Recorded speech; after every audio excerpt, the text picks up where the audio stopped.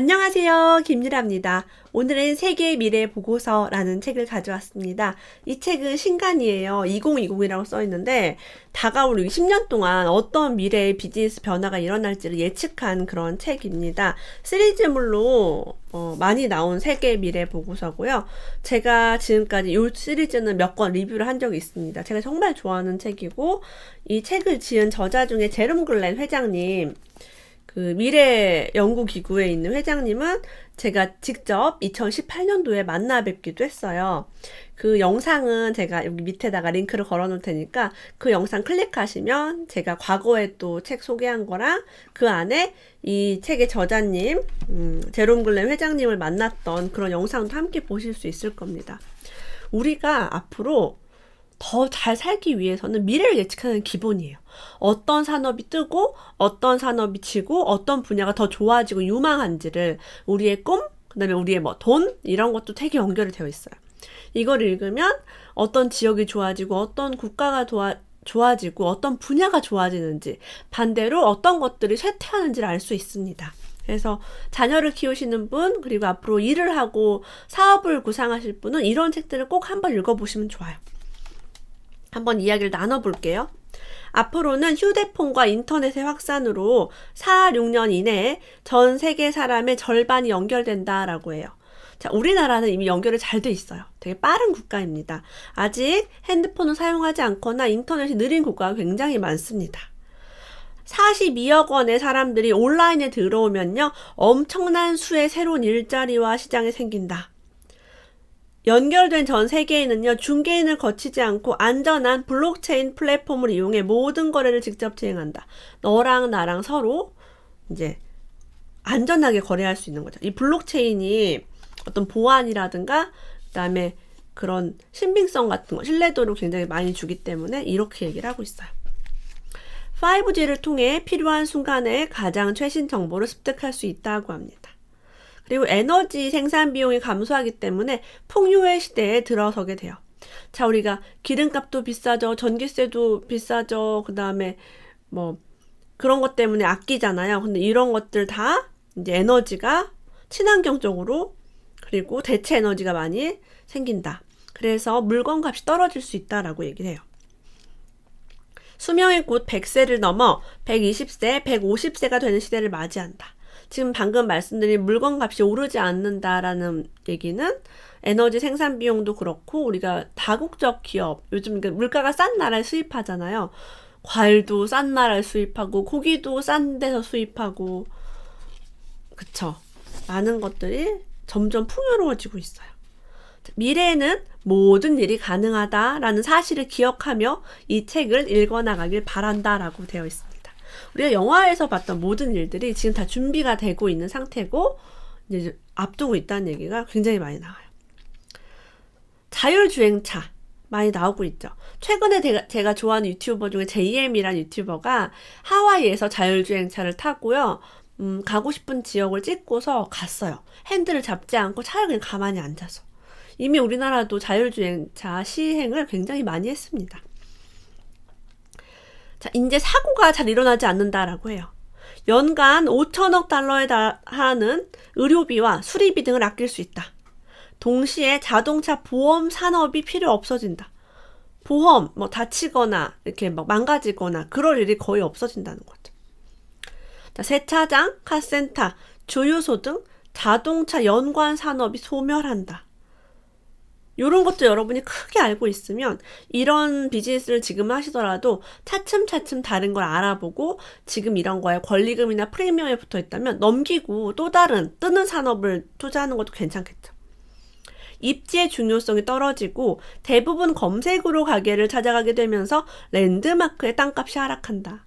자, 우리가 큰 테헤란로 주변에 있는 눈에 보이는 가게를 가는 게 아니라 그냥 핸드폰 찾아서 네이버로 찾아서 인스타그램을 보고 구석구석 뒷골목까지 맛집이나 커피숍 등등을 찾아가게 됩니다.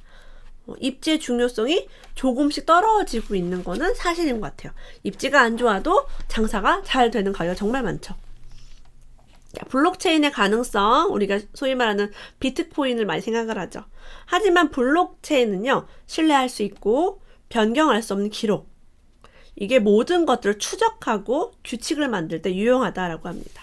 화폐 거래는 물론 전자결제, 디지털 인증, 원산지부터 최종 소비자까지 부동산 거래, 의료 기록 관리 등등. 의료 기록도 막 수정하거나 고치거나 허위로 할 수가 없는 거죠. 스타벅스는 현재요, 구매한 원두와 커피의 이동 과정을 고객이 추적할 수 있도록 블록체인을 도입하고 있다고 합니다. 많은 이 블록체인을 이용하는 것들에 어마어마한 신뢰가 생기겠죠. 페이스북은요, 지난 6월 18일 마스터카드, 비자카드, 우버 등을 포함한 27개의 파트너사와 함께 리브라라는 이름의 새로운 암호화폐를 출시한다고 발표했다. 제가 2019년 6월쯤에 이 관련 세미나도 갔다 오고, 그다음에 그런 기사들 해가지고 저희 카페, 선한부자 프로젝트 카페 부자되는 경제 기사에 올려드린 적이 있어요. 그리고 이 주제에 대해서 라이브 방송에서 우리 함께 이야기를 나눈 적도 있죠.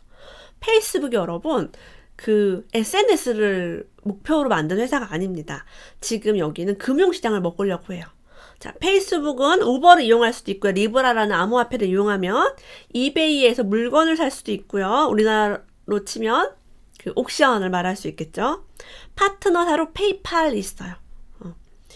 자, 리브라의 좋은 점은요, 페이스북이 전 세계 25억 사용자를 두고 있기 때문에 전 세계로 돈을 송금하는데 비용을 줄일 수 있다. 우리가 해외로 송금하는 돈이 많이 들죠. 근데 페이스북에 있는 리브라라는 암호화폐를 이용하면은 서로 가능한 거예요. 그리고 우리 비트코인처럼 투기성으로 급당락을 하는 게 아니라 그냥 은행처럼 내 자산을 가지고 있는 그런 시스템이죠. 너무 좋을 것 같지 않아요? 국가별로 변동을 겪지 않는 25억 명이 쓰는 기축통화를 만들려고 했는데 미국에서 반대를 했죠. 반대를 해서 하지 못하게 됐습니다. 아마 이런 중앙정부기관이나 중앙은행들은 엄청 싫을 거예요. 화폐를 대체하는 이런 것들. 하지만 미래에는 분명히 올 것이다. 왜? 우리는 이게 훨씬 편리하고 저렴하니까. 임대료 인상과 같은 이슈가 발생했을 때 부동산에 관련된 것도요, 앞으로 암호화폐가 아니라 블록체인을 이용한 중개 서비스. 지금은요, 임대인이 여러 명한테 집을 팔아도 몰라요. 언제까지 몰라요? 잔금 치르고 입주할 때까지 뭐 계약금을 여러 군데 받는 사기가 있을 수도 있고요. 가끔은 집주인이 아닌데 뭐 집주인 행세를 하면서 임차를 놓는 경우도 있었습니다. 자, 이런 것들이 투명하게 블록체인 서비스가 되면은 확실하게 믿을 만한 계약이 되는 거죠. 자, 임차인을 속이는 부당행위 같은 걸 막을 수가 있어요. 자, 임대료가 인상된다. 이런 것도 쉽게 온라인에서 디지털 방식으로 계약을 갱신할 수 있다고 합니다. 쉽고 빠르고 안전하게. 중개인이 필요 없을 것이다 라고 얘기를 해요. 근데 이 시대가 오려면 시간이 좀 많이 걸리겠죠. 위챗? 중국에선 텐센트라는 회사가 있어요. 위챗은 우리나라로 말하면 카카오톡 같은 것입니다. 위챗은 저도 사용을 하고 있거든요. 중국 사람들과 대화를 하거나 중국에 가면 이걸 항상 씁니다. 사실은 카카오톡과 비교도 되지 않는 어마어마한 그 서비스들이 많이 뒷받침이 되어 있습니다. 왜냐면 10억 인구가 사용을 하기 때문에 달라요. 레벨의 자체가 다르죠. 자, 위챗은요, 지금 뭐 의료비를 낼 수도 있고요. 병원비. 2,000개 이상의 병원에 돈을 받기도 하고요. 모든 마트, 택시, 심지어는 길거리에 있는 방울토마토 파는 할머니까지 QR코드를 통해서 위챗으로 돈을 받습니다. 그래서 중국은 지금 첨단 기업들이 스마트 시티부터 개인화된 의료에 이르기까지 인공지능과 관련된 모든 산업을 주도하며 혁신을 이끌어가고 있어요. 중국이 여러분 옛날의 중국이 아니에요. 저도 몇 번 다녀와 봤지만 정말 배울 점이 많고 아주 입이 떡 벌어집니다. 핀테크 기술은 확실히 우리나라보다 많이 앞서 있는 것 같아요. 인공지능 에이전트. 이게 뭐냐면 대화형 음성 기술이 가능한 인공지능이에요. 우리가 지금 뭐 아리야 뭐 이러면서 말로 거는 것들. 지금은 이렇게 알람을 맞추거나 스케줄을 알려주는 정도지만 앞으로는 유능한 토크쇼 진행자처럼 인간과 막힘없이 대화를 할 수 있다고 합니다. 데이터 처리부터 창의력이 필요한 일까지 모두 할 수 있다고 해요. 지금 뭐 이 인공지능이 작곡도 하고요, 글도 쓰고요. 이렇게 막힘없이 대화를 할 수 있다면 외로운 사람들과 말동무도 돼줄 수 있다라고 합니다. 자, 이런 인공지능을 잘 활용한다면 우리는 여러 의미에서 초인간으로 거듭날 수 있다라고요. 엄청 똑똑해지는 거예요. 내가 몰라도 AI한테 물어보면 확실한 정보를 주니까. 아마존, 미국 최고의 유통기업 아마존 다들 아시죠? 창고용 로봇에서 최종 배송 로봇까지 전 단계가 지금 자동화를 다루고 있다고 합니다. 아마존 웹 서비스에서 구동되는 자율주행차를 운전하거나 알렉사에 의해 우리가 말로 이렇게 시키는 AI 같아요. 카 엔터테인먼트가 실행되는 미래를 꿈꾸고 있다. 차 안에서 일어나는 모든 것들. 그 규모도 대단하지만 그 실행 속도가 무시무시할 정도다. 아마존도 아마존 안에 있는 화폐 같은 것들을 만들려고 합니다. 지금 서로 플랫폼들이 자기의 그런 금융이라든가 이런 걸 장악하려고 노력을 굉장히 많이 하고 있어요. 사실 우리나라는 이거에 비하면 좀 아쉽죠. 우리나라가 이런 아마존이나 구글이나 이런 습격을 과연 물리칠 만한 강한 힘이 있을까? 제가 아까 페이스북 리브라 같은 거요. 사실은 규제를 하지 말고 많이 풀어줘서 우리가 세계화를 할 수 있도록 좀 도와줬으면 좋겠다는 개인적인 생각이 있습니다. 로봇은요, 역사적으로 지루하고 더럽고 위험한 일에 투입됐다고 얘기해요. 재난지역이나 원자력 발전소처럼 안전하지 않은 지역에 로봇을 대신 보내기도 했죠. 드론 같은 것도 이제 사실은 군사 관련 장비로 처음에 개발을 했잖아요. 자, 앞으로의 우리 로봇은요, 고장난 부품을 스스로 수리한다고 합니다.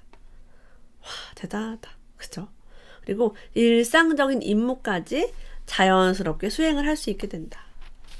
영화에서 봤던 로봇이 실제로 생긴다라고 해요.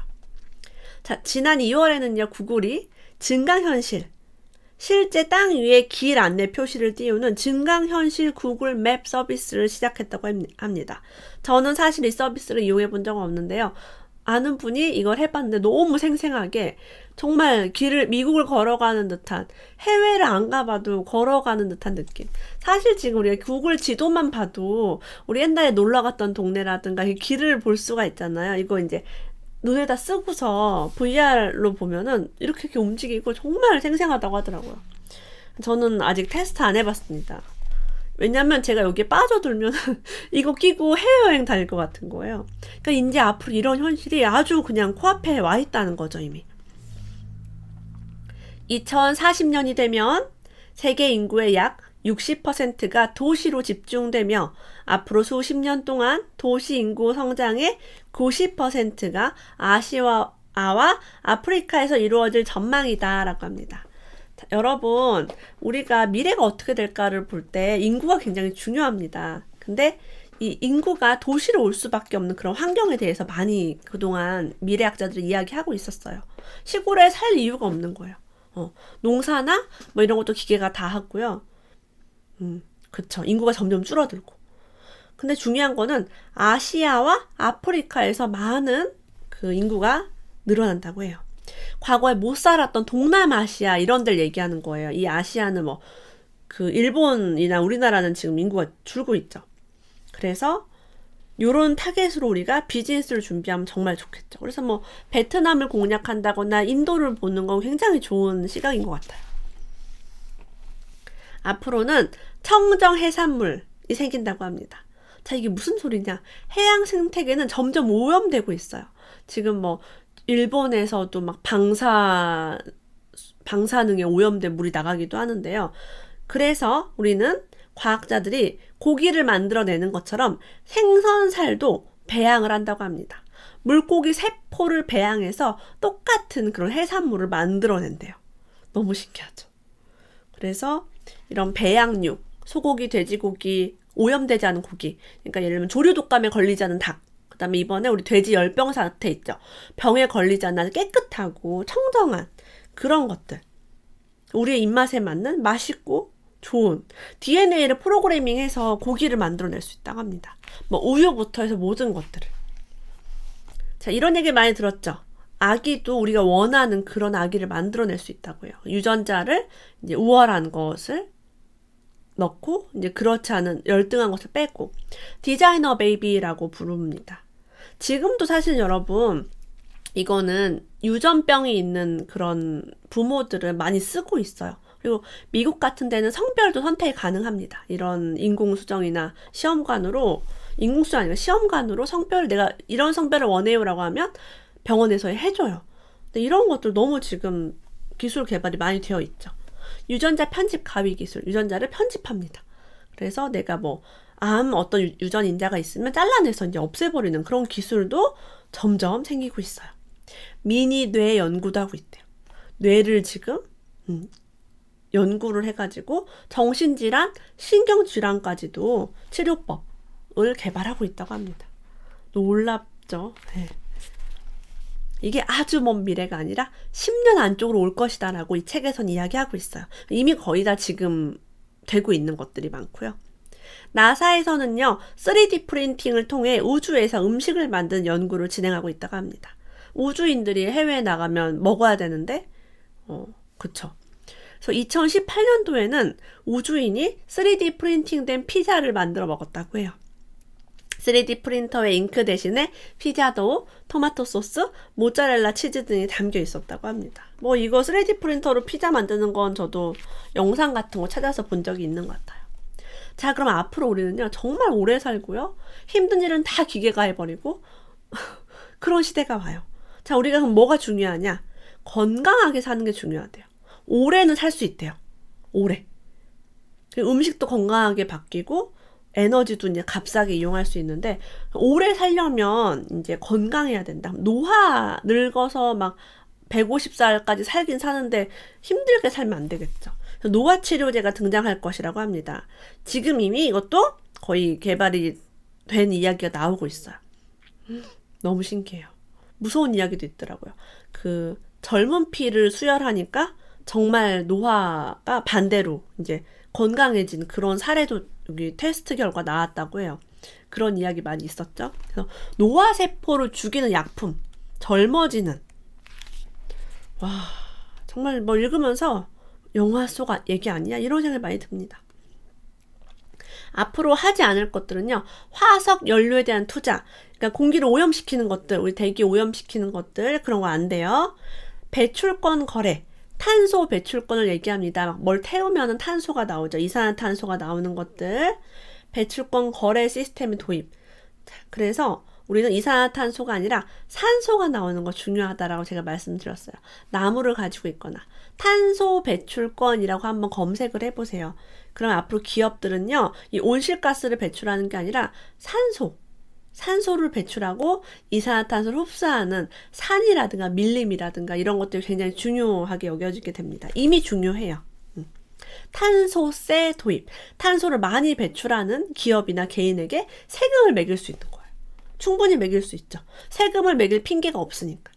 점점 소득이 이제 줄어들 수 있어요. 개개인들은. 그래서 화석 연료를 재생에너지로 전환하기 위한 전 세계적인 움직임이 필요하다고 합니다.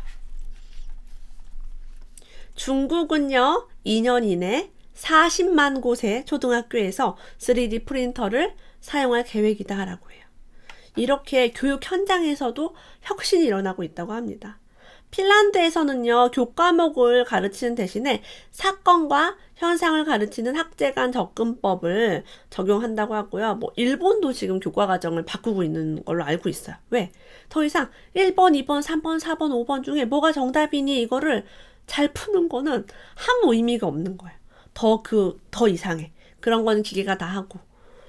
그래서 3D 프린터를 다루는 법, 혹은 코딩 기술을 하는 것, 아니면 예술, 창의성, 인간관계, 심리 이런 것들, 철학이 더 중요한 시대가 오지 않을까 싶습니다.